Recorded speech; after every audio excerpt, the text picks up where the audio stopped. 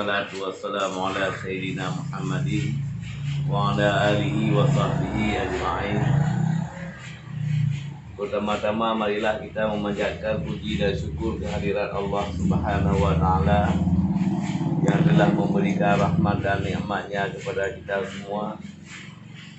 Sudah bisa kita berjumpa pagi ini, pagi yang bahagia ini, dalam rangka silaturahim dengan guru-guru saya,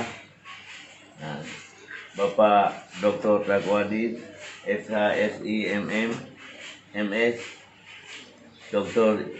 Iskandar Shah, SIMM, Dr. Yusri SHMH, dosen Fakultas Hukum Unsyah.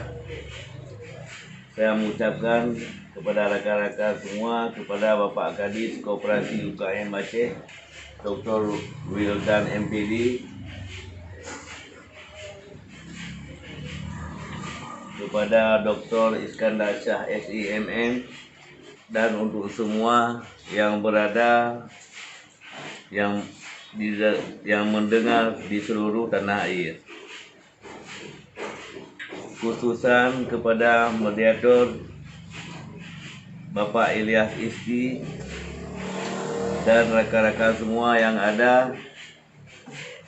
Tema kita hari ini nasib UKM Aceh selama COVID-19 dan solusi memajukannya. Alhamdulillah, saya perkenal diri saya dulu sebelumnya. Saya Taufik, tempat tanggal lahir Aceh Besar. Tempat tanggal lahir saya di Kota Baru, Lamatu, Jalan Belang Bintang Lama, di depan Universitas Abu Tama Aceh. Jadi itu biodata sementara untuk saya memperkenalkan diri saya. Saya pagi ini agak senang sekali Pak bisa ketemu dengan bapak-bapak dan kawan-kawan kita semua. Alhamdulillah Pak, mudah-mudahan kita diberikan keberkahan umur oleh Allah Subhanahu wa taala, dimudahkan rezeki dalam keadaan sehat walafiat. Amin. Jadi Pak, selama COVID-19 ini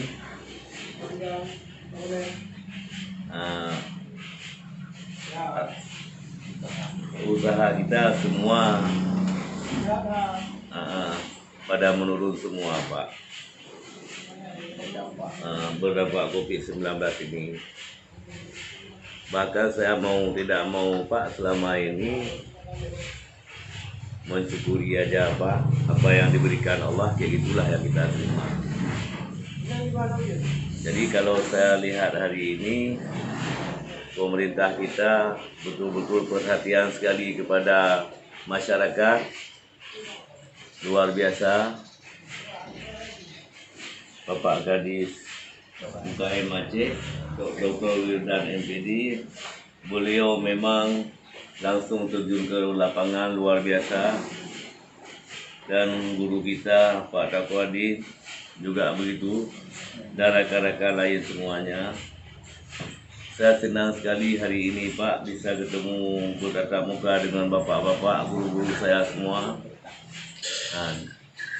Insya Allah ke depan Pak, jangan lagi kita bertatap muka. Kalau ada waktu Bapak dan kesempatan Bapak, bisa kita duduk bersama di warung. Apa yang perlu kita pikirkan, apa ada saran dari Bapak, guru-guru saya semua, mudah-mudahan ada manfaat kepada seluruh saudara-saudara kita di Provinsi Aceh Nanggro Darussalam. Pengalaman saya selama ini Pak, memang menurun sekali Pak, hampir 70% pendapatan yang sebelum COVID pada saat ini kita itu yang saya rasakan, Pak. Saya karyawan lebih kurang ada 200 orang. Inilah perlu saya sampaikan sama Bapak. Mungkin Pak Kadis UKM Aceh bisa memberikan perhatian, bisa membantu solusi dari segi nasihat apa saja yang Bapak berikan. Sekali lagi saya mengucapkan terima kasih banyak kepada Bapak-bapak yang bisa memanggil saya sebagai narasumber. Saya berterima kasih sekali, Pak. Itu aja sementara, Pak. Assalamualaikum warahmatullahi wabarakatuh.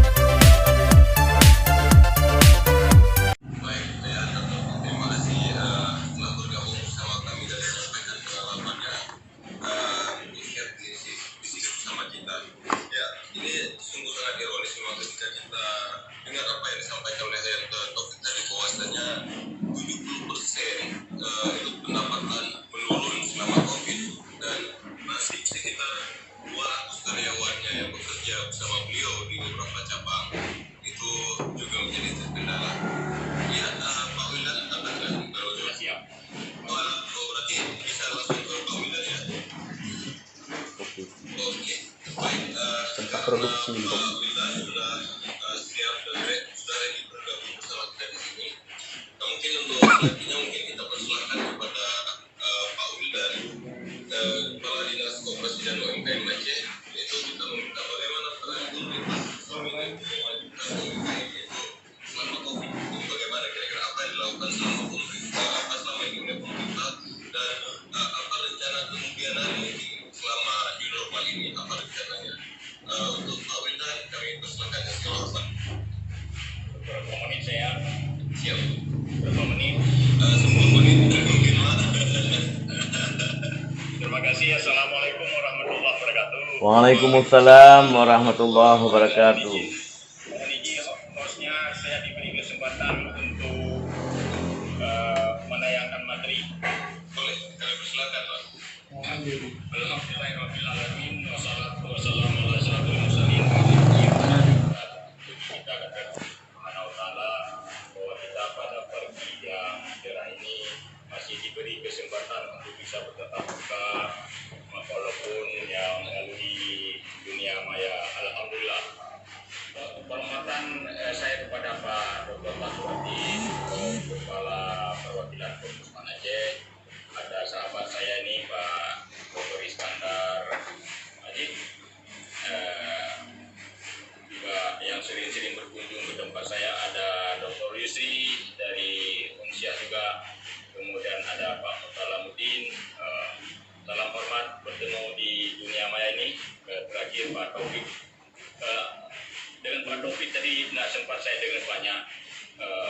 kita dekat tempat tinggal saya dengan warung Bapak Adi, dia tidaklah berpikir.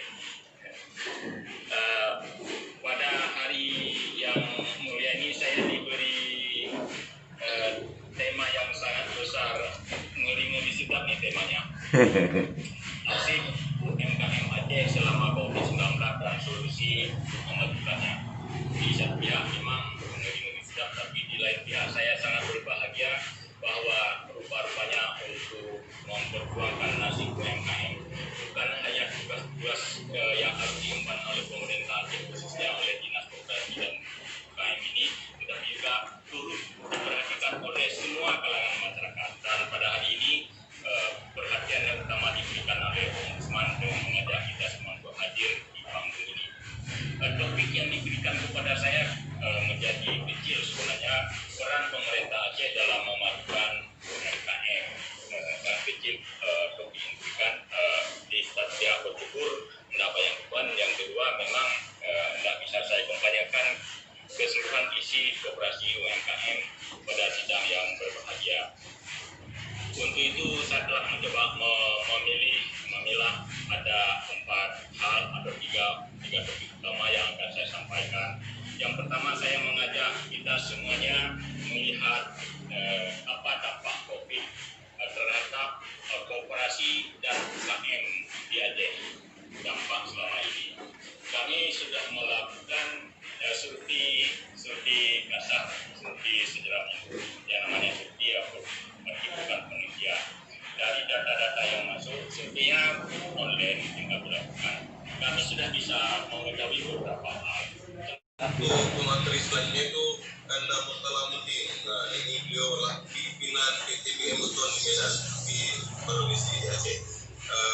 Jadi kita mau bagaimana pengalaman beliau atau pihak bisnis untuk memajukan UMKM supaya ini tetap berjalan dan karyawan yang di bawah UMKM pastinya tetap bisa bekerja di masa pandemi seperti ini sehingga UMKM hidup dan masyarakat cukup sejahtera. Anda Mutalamuddin. Ya, siap, alhamdulillah. Ya, kami persilakan dengan Mas. Assalamualaikum warahmatullahi wabarakatuh. Waalaikumsalam.